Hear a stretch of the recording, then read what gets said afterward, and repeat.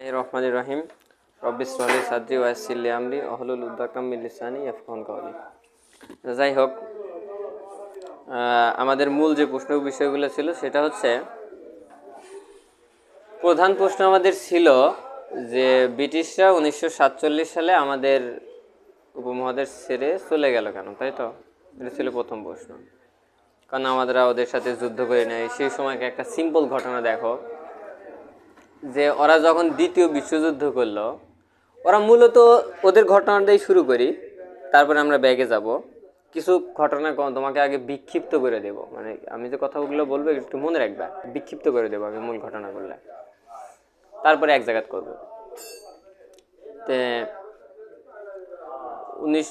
যখন দ্বিতীয় বিশ্বযুদ্ধ রানিং, তখন শেষের দিকে আসা এখানে পারমাণবিক বোম আবিষ্কার হলো। ঠিক আছে, এই পারমাণবিক বোম আবিষ্কারের যে মনে করো নেপথ্যে তিনি ছিল হচ্ছে ওপেনহেইমার, বিজ্ঞানী ওপেনহেইমার। উনি আবিষ্কার করলো। ওনাদের একটা টিম ছিল, ওই টিমের ভিতরে আইনস্টাইনও ছিল।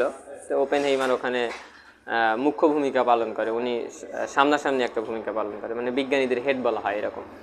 ঠিক আছে, তে ঝামেলা ওইটা না, ঝামেলা হলো যে যেটাই হোক গেল, কিন্তু জিতলো তো ওরাই, তাই না?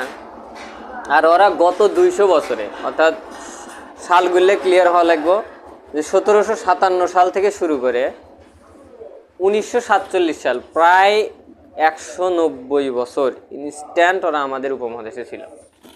এবং তারা উপমহাদেশে এমন অত্যাচার করছে দেখো, যে ওরা ধরো ধান একজন কৃষক হয়তো জমিতে কাটছে, ওরা কাটে নিয়ে চলে গেছে, বুঝছো? আবার মনে করো যে ওরা কৃষককে ফোর্স প্রয়োগ করতো নীল চাষ করার জন্য। ঠিক আছে, এরকমভাবে ওরা বিভিন্ন ধরনের মনে করো যে কার্যক্রম পরিচালনা করতো। এক কথা খাজনার উপরে খাজনা, মানে কি বলে এটাকে, যে ওরা প্রতিটা কলোনি থেকে $1 ট্রিলিয়ন কামাইছে, এরকম বিষয়।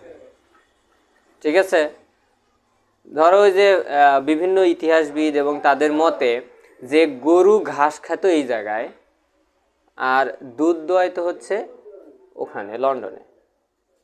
বিষয়টা বুঝছো? তার মানে কি, যে এখান থেকে পুষ্টিটা নিয়ে যেত, আর ওখানে যায়া মূল জিনিসটা বের করতো। যত কাঁচামাল তত এই জায়গার থেকে নিয়ে যেত, আর ওই জায়গার যায় মনে করো যে ওরা এটাকে মনে করো যে ওদের কাজে ব্যবহার করতো। তো যাই হোক, এত সুন্দর সোনার ডিম পাড়া হাঁস থুইয়া কেউ যাব না, প্রথমত কথা এক। দ্বিতীয়ত কথা, ধরলাম যদি যায়ও, ঠিক আছে, তাহলে ওদের পরবর্তী ওরা সেই সময় সারা পৃথিবীতে ছিল সুপার পাওয়ার। ওরা সুপার পাওয়ার ছেড়ে দিয়া, সুপার পাওয়ার হলো কারা? আমেরিকা। এটা কেমনে সম্ভব যে নিজেদের ক্ষমতা কেউ কোনদিন ছেড়ে দেয়? হ্যাঁ, যে ধরো ওই যে আমরা কিছুদিন আগে যে মনে করো আওয়ামী লীগ দেখলাম, এরা কি ক্ষমতা ছেড়ে দিছে? না, বাধ্য হয়েছে। কিন্তু আমরা কিন্তু তখন বাধ্য করতাম না, মানে 1947 সালে কিন্তু আমরা বাধ্য করি নাই। ওরাই অ্যাটলিস্ট খালি ছেড়ে দেওয়া, কোনো একটা টুকটাক ঘটনা যে এইগুলো বিক্ষিপ্ত কিছু ঘটছে, কিন্তু এর থেকেও বড় বড় ঘটনা আগেও ঘটছে, এই 190 বছরে ঘটছে। তখন গেল না, আর এখন কি এমন হলো যে হুট করে থিয়ে চলে গেল? ঠিক আছে, এই প্রশ্নটা। আচ্ছা, তারপরে প্রশ্ন আসে যে সেই ডলারে পিরামিডের ছবি, সাথে 100, এই প্রশ্নগুলা। ঠিক আছে, আচ্ছা, তে আমাদের প্রশ্নটা সর্বপ্রথম শুরু হয় কথা থেকে, যে মাহমুদুল হাসান সোহাগ ভাইয়ের সেই 18 মিনিটের একটা ভিডিও, তাই তো? এখনো যারা দেখো নাই তারা দেখে নিও যে সোহাগ ভাইয়ের প্রশ্ন। ঠিক আছে, কিন্তু উনি প্রশ্নগুলাই করে, উত্তর দেয় না। সেই উত্তরটা খোঁজাই ছিল মনে করো আমাদের প্রধান কাজ গত দিনে। তাই আমরা যতটুকু খুঁজে বের করছি তাতে মনে হচ্ছে যে এই উত্তরে বিশাল একটা অংশ, সব কিছু মনে করো কি, মানে মনে হচ্ছে সাজানো গোছানো, এরকম মনে হচ্ছে। ঠিক আছে, কিন্তু আমাদের কাছে বিষয়টা বিক্ষিপ্ত মনে হতেছে। তোমাদের এই মুহূর্তে যার ব্রেন যে অবস্থানেই কাজ করো, তোমাদের ব্রেনটা এখন আপাতত দূর থেকে ফোকাস দেওয়া লাগবে সারা বিশ্বের প্রতি। তোমাদের এরকম করলে হবো না যে আমি সামান্য একটু দেখতেছি বর্তমান গণ্ডির ভিতর থেকে, আমাদের বাংলাদেশ থেকে দেখতেছি, এই গণ্ডির ভিতর থেকে দেখলে হবো না, তোমার সামগ্রিক অর্থে সারা বিশ্ব দেখা লাগবে। তাহলে তুমি সম্পূর্ণ ঘটনা বুঝতে পারবে। ঠিক আছে? আচ্ছা, তাহলে কিন্তু আমরা দুইটা প্রশ্ন অলরেডি পেয়ে গেলাম, তাই না? যে ওরা প্রথমত ওরা আমাদের কলোনি থেকে চলে গেল। দ্বিতীয় প্রশ্ন আমাদের যে ডলার আছে সেটা ডলারই কিভাবে আমাদের সমস্ত কিছু নিয়ন্ত্রণ করতেছে, ডলারই কেন আমরা আন্তর্জাতিকভাবে ব্যবহার করি, ঠিক আছে? এইসব বিষয় নিয়েও মনে করো আমাদের এখানে কথা আছে। ঠিক আছে, প্রত্যেকটা সেক্টর তোমার আলাদা আলাদা ভাগ করা লাগবে। এই যে এটার যে শুরু একটা বিষয়, এই শুরুটা প্রায় আজ থেকে মনে করো যে ধরো 2000 বছর, 3000 বছর, 4000 বছর আগে থেকে এই ধাপে ধাপে ধাপে ধাপে মনে করো আসতেছে। ঠিক আছে, তা আমি আগে সমস্ত প্রশ্নগুলো আগে তোমাদের এক জায়গাত করব, তারপরে ধীরে ধীরে সবগুলোর অ্যান্সার করব। ঠিক আছে? আচ্ছা, দেখো, মুসলমানদের ক্ষমতা ছিল সারা পৃথিবীতে গড়ে 600 সাল থেকে শুরু করে 1914 সাল পর্যন্ত সারা পৃথিবীতে মুসলমানরা শাসন করছে। ঠিক আছে, ওরা ওদের ক্ষমতা দেখাইছে। ঠিক আছে, তে এখন প্রথম প্রশ্ন যে দাজ্জালের সাথে পিরামিডের কি সম্পর্ক? ঠিক আছে, দাজ্জালের সাথে পিরামিডের কি সম্পর্ক, এটা ছিল প্রথম প্রশ্ন। দ্বিতীয় প্রশ্ন হচ্ছে যে আমেরিকার ডলারে পিরামিডের ছবি কেন? ঠিক আছে, তারপরে দেখো কোরআন শরীফের সবচাইতে বেশিবার আলোচনা করা হয়েছে মুসার ফেরাউনকে নিয়ে, তাই তো? তাহলে এতবার ফেরাউনকেই কেন হাইলাইট করা হয়েছে? অন্য অন্য ঘটনা তো ছিল, আমাদের জাতির পিতা হযরত ইব্রাহিম আলাইহিস সালাম, তার ঘটনা নাই, মানে আছে বাট ডিটেল ওইভাবে তো নাই, মানে যে হারে ফেরাউনকে উল্লেখ করছে সেইভাবে তো নাই, তাই না? তারপরে ঘটনা হলো যে এখন তোমরা প্রশ্ন করতে পারো ফেরাউন তো খোদা দাবি করছে, তো খোদা কে দাবি করে নাই? তাই কত, নমরুদ কি দাবি করছিল না? হ্যাঁ, তাহলে ওরটা অত কেন মানে ইয়েতে আসলো না, কিন্তু ফেরাউনেরটাই কি জন্যে আসলো? এখন তুমি বলতে পারো যে ফেরাউন অনেক পুত্র সন্তান হত্যা করছে। ঠিক আছে, এটা কিন্তু ফেরাউনের একটা পাপের ভিতরে অন্তর্ভুক্ত ছিল। যখন ফেরাউন স্বপ্নে দেখলো যে তার রাজত্ব ধ্বংস করার জন্য কেউ একজন জন্ম নিব, ওদের জ্যোতিষীর মাধ্যমে জানতে পারলো, তখন ওই সমস্ত পুত্র সন্তানকে ধ্বংস করলো, মানে সব মেরে ফেলে দিল। ঠিক আছে, তারপরেও কেন ফেরাউনকেই কেন স্পেশালভাবে নিয়ে আসা হলো কোরআন শরীফে? আচ্ছা, তারপরে যদি একটু সুদের দিক দিয়ে চিন্তা করি, যে আমরা বারবার বলি শুনি হুজুর থেকে যে সুদ হারাম, সুদ হারাম, সুদ হারাম। সুদটা হারাম আর বিষয়টা সম্পর্কে তুমি একটু এইভাবে চিন্তা করো তো, যে ইসলামিক আমরা দেখি 5টা, তাই না? ইসলামের স্তম্ভ 5টা না? 5টার ভিতরে মূল ঘটনাটা কি? যে কালেমা, নামাজ, রোজা, হজ, জাকাত। তার মানে জাকাতটাও কি ইসলামের একটা বিশাল স্তম্ভ? জাকাত যে ইসলামের একটা বিশাল স্তম্ভ, জাকাত ধরো আমরা প্রতিষ্ঠা করলাম, জাকাত প্রতিষ্ঠা করে উপকারটা কি? আগে এটা যদি বোঝো তাহলে বুঝবে যে এর বিপরীতে সুদ কিভাবে কাজ করে। দেখো, জাকাত মানে কি? তুমি বিজনেস করছো, করে তুমি লাভ করছো, লাভের একটা অংশ বাৎসরিক মানে বছর শেষে তুমি লাভের একটা অংশ কোনো একটা গরিবকে দান করলে, তাই তো? একই রকমভাবে তুমি যদি বারবার বারবার এরকম লাভ করতে থাকো, তুমি বছর শেষে একটা অংশ দান করে দিলে। তার মানে দেখো, তুমি টাকাকে লাভ করে এক জায়গাত করলে, তাই তো? জাকাত হিসেবে তুমি ওইটাকে আরেকজনকে দিয়ে দিলে, তার মানে তোমার টাকার স্তম্ভটা কমে গেল না? তার মানে কি টাকা কি এক জায়গায় গচ্ছিত হলো?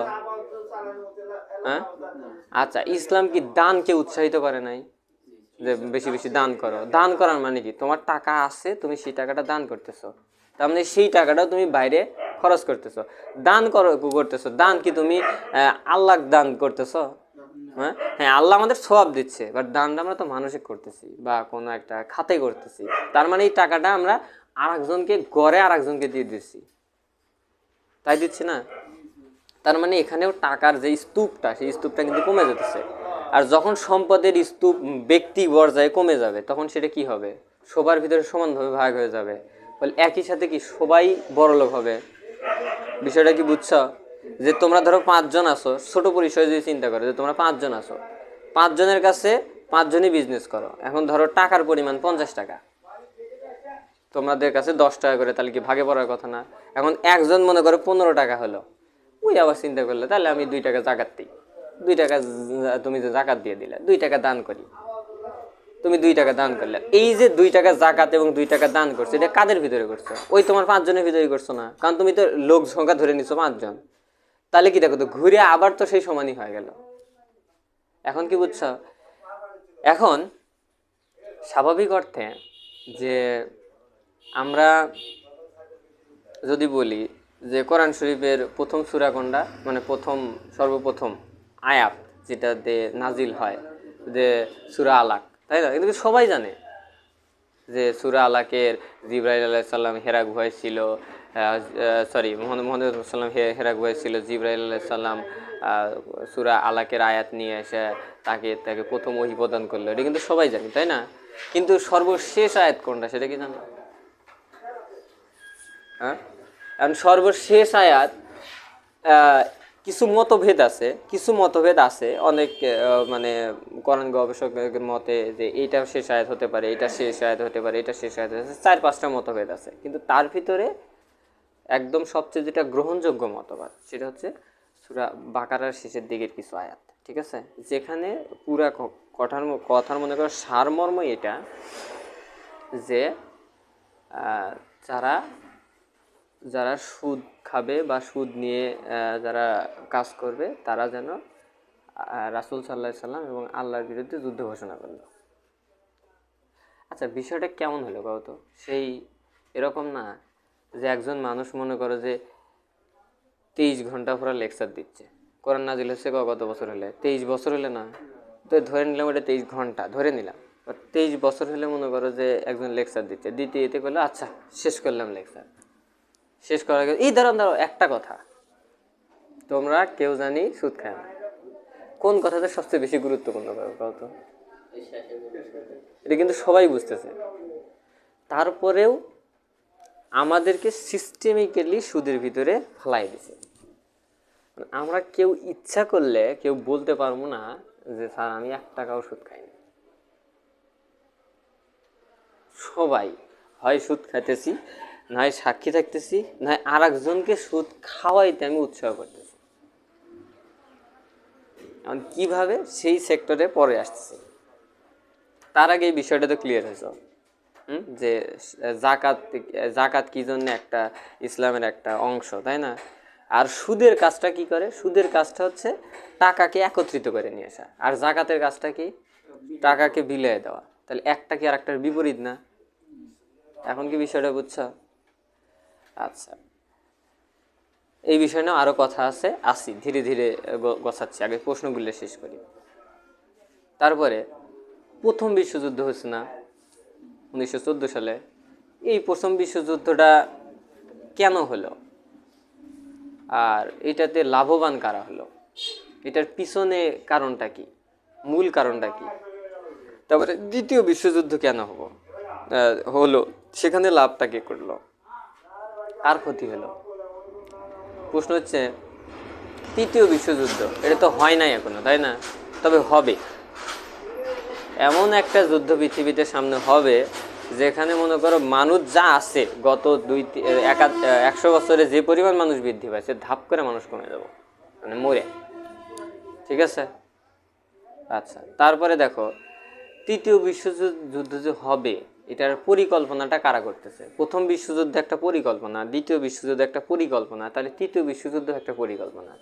আমরা মনে করি যে দ্বিতীয় বিশ্বযুদ্ধ প্রথম বিশ্বযুদ্ধ কোনো না কোনোভাবে বেজে গেছে, যুদ্ধ কি কোনো না কোনোভাবে বাজে? এটার পিছনে কোনো না কোনো একটা থাকে, লিঙ্ক থাকে, ঠিক আছে? প্রত্যেক ক্যাচালের পিছনে একটা বীজ থাকে, ঠিক আছে? এটাই পরবর্তীতে বিশ্ব পর্যায়ে বেজে যায়। আচ্ছা, যে যাই হোক, তারপরে আমাদের একটা প্রশ্ন আছে, বলশেবিক বিপ্লব কি?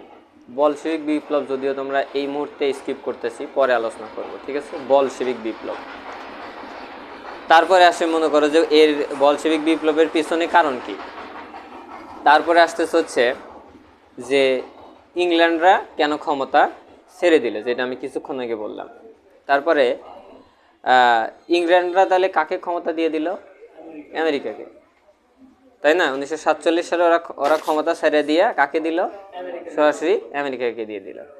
তারপরে আগে তো মনে করো যখন মুসলমানদের হাতে দেশ ছিল তখন কারেন্সি হিসেবে ছিল হচ্ছে টাকা আর হচ্ছে সরি তোমার রূপা আর হচ্ছে স্বর্ণ, দিনার আর দিরহাম যেটা, ঠিক আছে। ওই যে তোমরা হয়তো যে গোপাল ভাঁড়ের ভিতরে দেখবা, ঠিক আছে, গোপাল ভাঁড়কে ভিতরে রাজা কি কোনো সময় বলে যে গোপাল তুমি এই কাজটা করছো, তোমাকে আমি হয়তো এই যে 1 লাখ টাকা পুরস্কার দিলাম, হ্যাঁ, সবসময় দেখবে তোমাকে 200 স্বর্ণ মুদ্রা দেওয়া হলো, তোমাকে 100, হ্যাঁ, একটা থলির ভিতরে তোমাকে দিয়ে দেয়। তার মানে সেই সময় ওরা কি ব্যবহার করতো, থলি, একটা রূপার স্বর্ণর যে মুদ্রা সেগুলো ব্যবহার করতো। আচ্ছা, তারপরে ছিল হচ্ছে যে আর আমেরিকা কেন ইসরায়েলকে সহযোগিতা করে? আর তো কাউ করে না, তাই না? বরং আমেরিকা কিন্তু ইসরায়েলের সহযোগিতা করার কথা না, যদি ধর্মীয় দৃষ্টিকোণ থেকে ধরি, ঠিক আছে। কারণ শর্টে যদি একটা লাইন বলি সেটা হচ্ছে ঈসা আলাইহিস সালামের অনুসারী হচ্ছে খ্রিস্টানরা, ঠিক আছে। যদিও এখানে কিছু বিকৃতি আছে, সেইটা নিয়েও পরে আলোচনা করতেছে যে ঈসা আলাইহিস সালামের অনুসারী কারা? খ্রিস্টানরা। সেই ঈসা আলাইহিস সালামে ওদের ভাষায়, ঈসা আলাইহিস সালামে ওদের ভাষায় ওরা হত্যা করছে, ঠিক আছে। আমাদের ভাষায় আল্লাহ তাআলা ওনাকে উঠায় নিছে, কিন্তু ওদের ভাষায় কি হত্যা করছে। যেটাই হোক, ওদের ভাষায় যদি হত্যাই ধরি, তো সেই হত্যাটা করলো কারা? ইহুদিরা, ঠিক আছে। এই হত্যাটা করলো কারা? ইহুদিরা। তাহলে খ্রিস্টানদের মানে বোঝো, যারা খ্রিস্টানরা যাকে অনুসরণ করে তাকে হত্যা করলো কারা? ইহুদিরা। আর এখন সেই খ্রিস্টানরা ইহুদিদেরকে সহযোগিতা করতেছে, জাত শত্রু হওয়ার কথা, তাই না? আচ্ছা, তারপরে দেখো তাহলে 1914 সালের আগ পর্যন্ত যদি ধরি, তাহলে সেই সময় কি ছিল আমাদের? স্বর্ণ আর কি রূপা। পরবর্তীতে স্বর্ণ রূপাকে কনভার্ট হয়ে কিসে চলে এলো? টাকাতে, কাগজের টাকাতে। তো এই স্বর্ণ রূপাটা সরাইলো টাকাটা, ঠিক আছে। যখনই স্বর্ণরৌপ্য সরাইয়া দিছে, তখনই মনে করো যে আমাদের হাতে টাকা চলে আসছে। যখনই আমাদের হাতে টাকা চলে আসছে, আমরা তখন সুদের ভিতরে পড়ে গেছি। মানে সিস্টেমলি তোমাকে খাওয়াচ্ছে, ঠিক আছে। আচ্ছা, তারপরে দেখো মুদ্রাস্ফীতি যে হয়, ঠিক আছে। মুদ্রাস্ফীতি বোঝো, মানে টাকার মান কমে যাওয়া। এর আগে ধরো তোমাদের যদি একটু উদাহরণ দিই, যে তুমি একটা হয়তো বল কিনলে, একটা টেনিস বল কিনলে, টেনিস বলের দাম 20 টাকা, হয়তো 1 বছর পরে যায় সেটা 25 টাকা হয়ে গেছে। তার মানে এখানে তোমার কি টাকার মানটা কমে গেছে। এই টাকার মানটা কমে যায় হচ্ছে মুদ্রাস্ফীতি, বুঝছো কি? ধরো উদাহরণ যদি আমি 100-তে দিই, তাহলে হিসাব সুবিধা হয়। ধরো ওই বলটার দাম 20 না ধরে তুমি 100 ধরো এখন, আর পরবর্তীতে যায় তুমি ওই টেনিস বল কিনলে 120 টাকা দেয়। তার মানে তোমার কত হয়েছে? 20 টাকা তোমার লস হয়েছে। 20 টাকা বেশি দেখে না লাগতেছে না? তাহলে তোমার 20 টাকা কি হয়েছে? লস হয়েছে। তার মানে মুদ্রাস্ফীতি ওই 20 টাকা। এখন কি বুঝছো? আচ্ছা, তাহলে এই মুদ্রাস্ফীতি যেটা আমি বললাম, এটা কেন হয়? টাকা কি, টাকা তো টাকাই আছে, তাই না? তো টাকা কেন টাকার দাম কেন কমে যেতেছে? এখন স্যার ওই যে ডলারের সাথে একটা সম্পর্ক আছে। আচ্ছা, ডলারের সাথে যতই সম্পর্ক থাকে, সম্পদ তো আর কমতেছে না, তাই না? তাহলে সম্পদ যদি না কমে, তাহলে ঝামেলাটা কোন জায়গায়? তাই টাকাটা কি, সম্পদ কি উড়ে যাচ্ছে আকাশে, না পৃথিবীতেই আছে? তাহলে অর্থাৎ এক কথা আমরা ক্লিয়ার করতেছি, পরে আবার আসবো আমি এই লাইনেই। কিন্তু আমাদের এখন যেটা কথা, সেটা হচ্ছে মুদ্রাস্ফীতির তো একটা কারণ আছে, তাই না? ধরে নিলাম যে মুদ্রাস্ফীতি কি, তাহলে সেটা বুঝছো, তাই না? যে টাকার মানটা কমে যাওয়াই এক কথায় মুদ্রাস্ফীতি, ঠিক আছে। টাকার মানটা কি হয়ে যাওয়া? কমে যাওয়া, এটাই হলো কি মুদ্রাস্ফীতি। আচ্ছা, এখন হচ্ছে মুদ্রাস্ফীতির সাথে সুদের সম্পর্কটা কি? মুদ্রাস্ফীতির সাথে সুদের সম্পর্কটা কি? তারপরে তাহলে ওই যে সেই প্রশ্নটাই আসে যে যদি আমেরিকার ডলারে যদি পিরামিডের ছবি থাকে, তাহলে নিশ্চিত মিশরের সাথে আমেরিকার একটা কানেকশন আছে, একটা গোপন সম্পর্ক আছে। কি আছে সেটা পরে জানাবো, বাট সম্পর্ক কি আছে? হ্যাঁ, যে হিসাবে ডলারে আছে। আচ্ছা, ঠিক আছে। তারপরে তুমি দেখো ঘটনাচক্রে আমি যেটা বলতে চাচ্ছি সেটা হচ্ছে ফেরাউনের সময়, ফেরাউন যখন পৃথিবীতে এক্সিস্ট করে, পৃথিবীতে মিশরে যখন থাকে, ফেরাউনের সময়, এখনকার সময় না, ফেরাউনের সময় কথা চিন্তা করে, সেই সময় নবী কয়টা ছিল? দুটা ছিল। কে কে কে না নাম জানো? মুসা আলাইহিস সালাম আর হচ্ছে হারুন আলাইহিস সালাম। ঠিক আছে, এখন দেখো মুসা আলাইহিস সালাম কিন্তু কোনো ছোটোখাটো নবী না, তাই না? শক্তিশালী নবী, মানে বডি বিল্ডার টাইপের, এক কথা যেটা বলা হয়, মানে কি ওই যে কিছু কিছু মানুষটা থাকে না, পাশ দিয়ে গেলে পারে দেখে ভয় করে, ওই কি মানে দিব মারে এরকম বড় টড় টাইপ, মানে শক্তিশালী টাইপের। ঠিক আছে, শক্তিশালী টাইপের একটা নবী থাকা সত্ত্বেও আর একটা নবীকে সেই সময় পাঠানো, মানে একই সাথে দুইজন একসাথে যাওয়া, তার মানে নিশ্চিত ফেরাউনের কোনো ঝামেলা ছিল। ঠিক আছে, একেতে কোরআন শরীফে বেশি দিছে আয়াত ওর সম্পর্কে, এই ফেরাউন এটা করছে, এই ফেরাউন এটা করছে, মুসা ফেরাউনের সাথে এটা করছে। সেই সময় মনে করো কি নবীও দুইটা আছে, তাই তো? তার মানে নিশ্চিত এখানে কোনো না কোনো কাহিনী আছে। মানে ফেরাউন তাহলে কি লেভেলের খারাপ আছিল সেটা আছে, ফেরাউন নিয়ে আমাদের একটা বিস্তার আলোচনা আছে, শুধু আলোচনাই করবো ফেরাউনের বিষয় নিয়ে। তারপরে হচ্ছে বাংলাদেশ ব্যাংক বোঝা লাগবে তোমার। বাংলাদেশ ব্যাংকটা কি? বাংলাদেশের কেন্দ্রীয় ব্যাংক, মানে ধরো সারা বাংলাদেশের একটা কেন্দ্রীয় যে একটা ব্যাংক, সেটা হচ্ছে বাংলাদেশ ব্যাংক। ঠিক আমেরিকার কেন্দ্রীয় ব্যাংকের নাম কি জানো?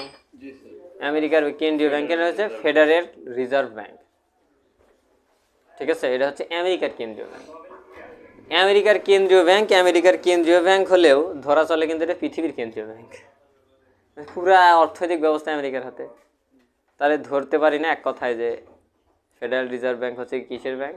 সারা পৃথিবীর কেন্দ্রীয় ব্যাংক, তাই তো?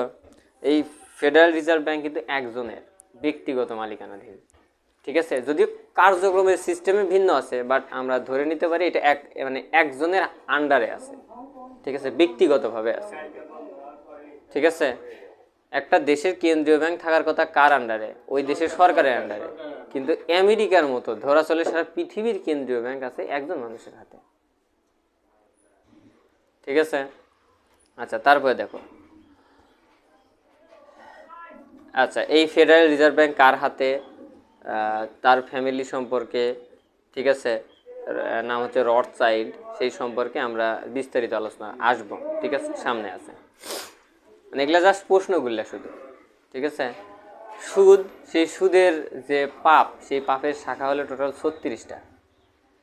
ঠিক আছে, যেখানে সর্বোচ্চ শাখা হলো আল্লাহর সাথে জিহাদ করা, আর সর্বনিম্ন শাখা হচ্ছে মায়ের সাথে জিনা করা। এমন কোনো ইসলামে কোনো পাপ আছে যেটাতে এরকম কোনো একটা কথা বলছে? মানে ইসলামের যে পাপটাই দেখবা, যে পাপের শাস্তি যত ভয়াবহ দেখবা, ওই পাপ করলে ওইটার ইফেক্টটা বেশি পড়ে, এইটার ভিত্তিতে দেখবা। ঠিক আছে, উদাহরণস্বরূপ দেখো, যারা মনে করো যে জেনা করে, যদি অবিবাহিত একটা ছেলে মেয়ে জেনা করে, এদের ইসলামের দৃষ্টিতে শাস্তি হচ্ছে 100 করে বেতের আঘাত, একে 100 এরকম। ঠিক আছে, কিন্তু যারা বিবাহিত এরা যদি জেনা করে, এদের শাস্তি হচ্ছে সরাসরি মৃত্যুদণ্ড। ঠিক আছে, তাও কিভাবে? অর্ধেক পর্যন্ত মাটির নিচে রাখা পাথর দিয়া ঢেলে ঢেলে মারা। সবাই পাথর নিয়ে চারপাশ দিয়ে দাঁড়াইবো, মাঝখানে হয়তো পুঁতে রাখবো পেট পর্যন্ত, তারপরে ঢেলে ঢেলে মারবো, মানে মরতেও যতক্ষণ লাগে এতক্ষণ ঢেলাইব। ঠিক আছে, তাই এখন ইফেক্টটা দেখো, প্রথমটার তুলনায় দ্বিতীয়টার ইফেক্ট কি বেশি না? প্রথমটার তুলনায় দ্বিতীয়টার ইফেক্ট কি খুব বেশি না? এটা বেশি হওয়ার কারণটা কি? কারণ দেখো, যদি এরকম হয় যে একটা বিবাহিত মেয়ে বা বিবাহিত ছেলে যদি এই কাজটা করে, তাহলে সেই ক্ষেত্রে ওর ফ্যামিলিটা ধ্বংস হয়। আর একটা ফ্যামিলি যদি ধ্বংস হয়, তো সেই ক্ষেত্রে ওই ফ্যামিলির ইফেক্টটা কার উপরে পড়ে? পুরো একটা গোষ্ঠীর উপরে পড়ে, প্লাস ওর যদি কোনো সন্তান থাকে তার উপরে পড়ে। ফলে সন্তানটা ভালোভাবে মানুষ হয় না। সন্তানটা ভালোভাবে মানুষ না হলে সে কি হবো? মানে খারাপ হবো, হয় মানে সে মদখোর হবো, গাঁজাখোর হবো, হিরোইনখোর হবো, তাই তো? সেও ধীরে ধীরে ধ্বংস হয়ে যাবে। ইফেক্টটা কি ক্লিয়ার? তাহলে ইফেক্টটা কি ক্লিয়ার? আচ্ছা, এখন যাই হোক, তারপরে টাকা ব্যাংকে রাখলে উল্টে তোমাকে আরো টাকা বেশি দেয় কি জন্য? আমি 1 লাখ টাকা রাখলাম, ও বাবা ঘুরে আবার 1 লাখ ধরো 10,000 টাকা দিচ্ছে, ধরো কথার কথা, ধরো 10% যদি সুদ হয় তাহলে 10 লাখ, 1 লাখ 10,000 দিচ্ছে। হিসেবে তো আমার টাকা ওরা আরো রাখছে, হিসেবে আমার থেকে তোর কেটে রাখার কথা, তাই না? তো স্যার ওই টাকা দিয়ে বিজনেস করতেছে, বিজনেস করে আসলে এই বিজনেসটাই বুঝামো। ওয়েট ওয়েট, প্রশ্নটাকে শেষ করি, ঠিক আছে? তাহলে কোরআনের শেষ আয়াত সম্পর্কটাও মনে আছে, সুদের সম্পর্কটাও মনে আছে। আচ্ছা, প্রশ্ন হচ্ছে তাহলে মিশরের সাথে ডলারের সম্পর্ক, ডলারে দাজ্জালের চোখ যদি ধরি নিই, ডলারে 1 চোখ, ঠিক আছে? তার মানে এখানে ফেরাউনের সাথে মিশরের সাথে আমেরিকার একটা সম্পর্ক আছে, ঠিক আছে? সব কিছু একটা দাজ্জাল বিষয় নিয়েও আজকেই কথা বলবো, ঠিক আছে? এটা প্রশ্নটা শেষ করে আমি সরাসরি আগে দাজ্জাল বুঝাবো। দাজ্জাল ক্লিয়ার হলে বুঝবে হতেছে সমস্ত সিস্টেম, ঠিক আছে? আচ্ছা, এখন ফেরাউনের সাথে অবশ্যই দাজ্জালের একটা সম্পর্ক আছে। ফেরাউনের সাল কিন্তু সেই আজ থেকে 4,000 বছর আগে, মনে রাখা লাগবে। 4-5 হাজার বছর আগেকার সালটা হলো কার সাল? ফেরাউনের সাল, ঠিক আছে? খ্রিস্টে আজ থেকে 2,000 বছর আগে, তারও 2,000 বছর আগে, ঠিক আছে? 4,000, সেই সময়কার সাল হচ্ছে ফেরাউনের। সেই সময়কার সাথে বর্তমান একটা দাজ্জালের একটা লিঙ্ক। তাই যাই হোক, তারপরে তাহলে আমাদের এই ব্যাংকটা কি 200 বছর আগে আসছিল সারা পৃথিবীতে? তো তৈরি করলো কারা? নিশ্চিত কোনো ঝামেলা আছে, তাই তো? আচ্ছা, তারপরে মনে করো যে আল্লাহ কি জন্য ব্যাংকের যে সিস্টেম, ব্যাংকিং সিস্টেমটাকে হারাম করছে আল্লাহ তাআলা, ঠিক আছে? ব্যাংকিং সিস্টেমটা কিন্তু টোটালি হারাম। তারপরে দেখো যে ব্যাংকে যদি যে টাকাটা রাখি, এই জায়গায় মূল লাভবানটা কে হয়? স্যার আমি তো হই, আমার তো 1,10,000 দেয়। তাহলে 1,10,000 দেয় তো তোমাকে তো ধরো কিছুদিন পরে, তাই না? এই কিছুদিন পরে যে তোমার টাকার যে মান কমে গেল, সেই হিসাব কোন করতে হবে না? হ্যাঁ, মানে আমরা সম্পদটাকে বা হিসাব করি, তুমি এইভাবে হিসাব করো তো। তুমি 1,00,000 টাকার একটা বাইক কিনছো, বাইক কিনে তুমি বাইকটা চালাইতেছো, রাস্তা চালায় এখানে এর পিছনে তুমি তেল খরচ করছো না? এখন তুমি 1 বছর পর কি ওই বাইক 1,50,000 টাকা দিয়ে বিক্রি করতে পারবে? হ্যাঁ, তুমি বিক্রি করা লাগবে 1,00,000 টাকা। তোমার যন্ত্রের একটা ক্ষয় আছে না? তুমি 1,00,000 টাকা ব্যাংকে থুইছো, 1,10,000ও তোমাকে দিছে। আসলে তোমার সেই সময় চিন্তা করে তুমি 10,000 পাইলে ঠিক আছে, 10,000 তোমাকে লাভ দিল না, এটা আমাকে কি দিল? ওই যে আমি যে টাকাটা আমার হয়েছে কি মানে ক্ষয় হয়েছে, সেটা দিছে আমার। স্বাভাবিক দৃষ্টিতে লাভ মনে হলেও আক্ষরিক মানে মূল ভাবে ওটা লাভ না কিন্তু। এখন কি বিষয়টা ক্লিয়ার? আচ্ছা, তারপরে দেখো সেটা হলো যে মনিটরি সিস্টেম কোন কোন কেন দেশে সারা দেশে কেন এত মনিটরি সিস্টেম? একটা দেশে কিছু হলেই আমেরিকা থেকে লোক আসে, ও দেখি তোমাদের কি হয়েছে, দেখো এই যে 5 তারিখের পরে কত বাড়াচ্ছে, হ্যাঁ আসে না? এই খারাপ খবরে শুনবে যে 10 সদস্যের জাতিসংঘ থেকে একটা টিম আসছে, 5 সদস্যের আমেরিকা থেকে একটা টিম আসছে। কেন আসে এরা বাবা? দেশ কার? তো ওরা আসো, ঠিক আছে? আচ্ছা, তারপরে দেখো সবকিছু, তাহলে এই যে সবকিছু অবশ্যই একজনের নিয়ন্ত্রণে আছে, এর পিছনের মাস্টার মাইন্ডটা তাহলে গাড়া, ঠিক আছে? তারপরে সারা বিশ্বের শাসন ব্যবস্থা আলাদা, তাই না?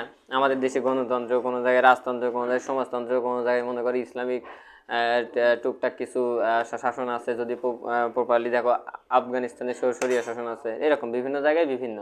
কিন্তু অর্থনৈতিক সিস্টেম কি সারা পৃথিবীতে আলাদা আলাদা নাই? একই। সবাই কিন্তু ডলারের পিছনেই দৌড়াইতেছে। তার মানে অর্থনৈতিক সিস্টেমটা কি? একটা। শাসন ব্যবস্থা কেমন? আলাদা। এই শাসন ব্যবস্থা আলাদা হওয়ার পিছনেও হাত আছে, ঠিক আছে? মানে একটা প্রশ্ন খুঁজবে যায় আর একটা প্রশ্নের লেজ বাড়াইছে, ঠিক আছে? তারপরে দেখো এই যে আমাদের ভিতরে, আচ্ছা একটা বিষয় চিন্তা করো তো, আমাদের পৃথিবীতে এমন কোনো মানুষ আছে যাই কব না যে এই পর্ণটা ভালো, মানে কেউ কেউ কব এটা ভালো, সবাই কব খারাপ। ও তারপরে এদেরকে অ্যাওয়ার্ড দেয়।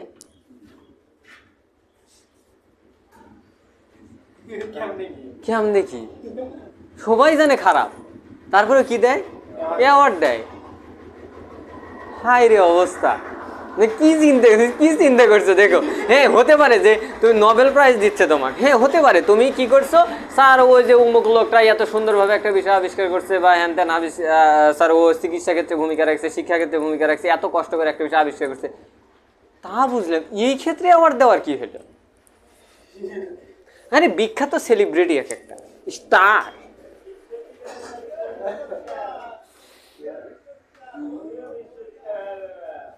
সামনের নামটা না উল্লেখ না করলাম, ডট ডট স্টার, তাই তো? তাহলে কি সিস্টেমের ভিতরে ধরে রাখছে? তো যাই হোক, তারপরে দেখো সারা পৃথিবীতে এত যুদ্ধ বাজে আছে না, ইউক্রেনের সাথে রাশিয়ার যুদ্ধ, তাই তো? এই ভারত পাকিস্তান এই যে যায় ভাব যায় না, মানে কি সবসময় একটা থমথমে পরিস্থিতি। এই চীন ভারত বাজে ভাব, কিন্তু হয়তো বাজে না, মানে কি একটা থমথমে পরিস্থিতি। আবার দেখো ইসরায়েল ফিলিস্তিন বাইজেই আছে, তাই না? সব সময় দেখো কোনো না কোনো দেশের সাথে যুদ্ধ বাইজেই আছে। জাতিসংঘে তাহলে কি করতেছে আমরা কি জানি? ছোট থেকে এটাই পড়ে আসতেছি, তাই না? যে জাতিসংঘের কাজ হলো সারা পৃথিবীতে শান্তি প্রতিষ্ঠা করা, যাতে সারা পৃথিবীতে কোনো জায়গায় যুদ্ধ না বাঁচে সেই বিষয়ে কাজ। তো ওইও কি করতেছে? তাহলে কি জন্য ছেড়ে দিচ্ছে? হ্যাঁ, ওর কাজ কি তাহলে? তাহলে নিশ্চিত ওর ভিতরে ঘাবলা আছে, সেই ঘাবলাটাই খুঁজে বের করবো। তারপরে প্রশ্ন হচ্ছে যে দেখো নতুন ভাইরাস, নতুন ভ্যাকসিন, এটা কিভাবে? এগুলোর ভিতরেও কাহিনী আছে, ঠিক আছে? এগুলোও কিভাবে আবিষ্কার হচ্ছে, কিভাবে আমাদের ভিতরে ঢুকতেছে, এটার জন্য আবার কিভাবে প্রতিষেধক আবিষ্কার হয়ে আসতেছে, সব কিছুই আছে এখানে, ঠিক আছে? কিছু আছে মনে করো ওই যে সিক্রেট জাতীয় কথাবার্তা, তো সব কিছু মানুষ মনে করবো এগুলো আবার কি এমনি আবিষ্কার হয়েছে ওই জন্য ভ্যাকসিন আসবে। ও ভ্যাকসিন আবিষ্কার করলে মানুষকে বাঁচাইছে, আর তুমি আবার উল্টা কথা করছো। এর ভিতরে কাহিনী আছে, পুরা কথা না শুনলে পরে বুঝবে না, ঠিক আছে? যাই হোক, তারপরে শিক্ষাক্ষেত্রের ভিতরে দেখো দুইটা ভাগ। একজন মাস্টার্স পাস করছে, যদি কও ভাই একটু মাগরিবের নামাজের ইমাম নাই, ইমামতি করো, ঠিক আছে? হবো না ভাই, আরেকজনই তো, ঠিক আছে? তার মানে কি ওই শুধু এই সম্পর্কেই জানে, দুনিয়ার যে বিষয় নিষেধ সম্পর্কে জানে, হ্যাঁ ভালো বুঝলাম। একজন মাদ্রাসার কও যে হয়তো এখন এই বিষয়গুলো বলো, বর্তমান কথা ফিজিক্সের একটা সূত্র ধরো, হ্যাঁ হয়তো ফিজিক্সের জটিল একটা থিওরি বা হ্যান ত্যান হাবি যাবি, ওকে আমি এগুলো জানি না। তার মানে কি আমাদের ব্রেনকে দুইভাবে ভাগ করে দেওয়া হয়েছে, তাই তো? হয় কেউ শিখতেছে একদম বাইরে, মানে আখিরাতের পড়া, কেউ শিখতেছে দুনিয়ার পড়া। এমন ব্যক্তি খুঁজে পাচ্ছি না যেটা, মানে এমন কোনো শিক্ষা প্রতিষ্ঠান খুঁজে পাচ্ছি না যেটা দুটোই শিখেতেছে, সিস্টেমই নাই, ওই সিস্টেমটাই দেখো নাই, ঠিক আছে? এখন প্রশ্ন হচ্ছে যে তাহলে এই শিক্ষা ব্যবস্থা আলাদা করলো কেডা? তুমি আগেকার ইসলামী মনীষীগুলো দেখো, ওরা একই সাথে কোরআনের হাফেজও আসছিল, হাদিস বিশারদও আসছিল, দার্শনিকই আসছিল, চিকিৎসকও আসছিল, সবই আসছিল। কারণ আছে, ওদের শিক্ষা ব্যবস্থাই তখন এরকম আসছিল। আর এখন আমাদের শিক্ষা ব্যবস্থা এরকম, মানে ব্যবস্থাই ওটা করে দিছে, ঠিক আছে? আচ্ছা, তারপরে হচ্ছে এই সবগুলোর ভিতরে একটা দাজ্জালের সম্পর্ক আছে, সেটাও ক্লিয়ার করবো। আগে দাজ্জাল ক্লিয়ার করবো, তারপরে হচ্ছে ইহুদিরা কি জন্য ঈসা আলাইহিস সালামকে হত্যা করলো? কারণ তো ছিল, যদিও করে নাই, তাই তো? যদিও করে নাই, কিন্তু কেন করলো? ওদের ভাষায় কেন করলো সেটাও বুঝো। তারপরে অটোমান সাম্রাজ্য বোঝো। অটোমান সাম্রাজ্য হচ্ছে ওই যে সেই সময় মনে করো যে মুসলমানদের যে ক্ষমতা, ঠিক আছে, যেটা 1914 সালে সারা পৃথিবী থেকে ধ্বংস হয়ে যায়, প্রথম বিশ্বযুদ্ধ হওয়ার কারণেই ধ্বংস হয়ে যায়। মূলত প্রথম বিশ্বযুদ্ধের প্রধান উদ্দেশ্যই ছিল ওটা, যে মুসলমানদের হাত থেকে সারা পৃথিবীটাকে বের করে নিয়ে আসা, ঠিক আছে? এই সম্পূর্ণ বিষয়টাকে বলে অটোমান সাম্রাজ্য। ওই মুসলমানদের হাতে যখন ছিল এটাকে বলা হচ্ছে অটোমান এম্পায়ার। ঠিক আছে, অটোমান সাম্রাজ্য।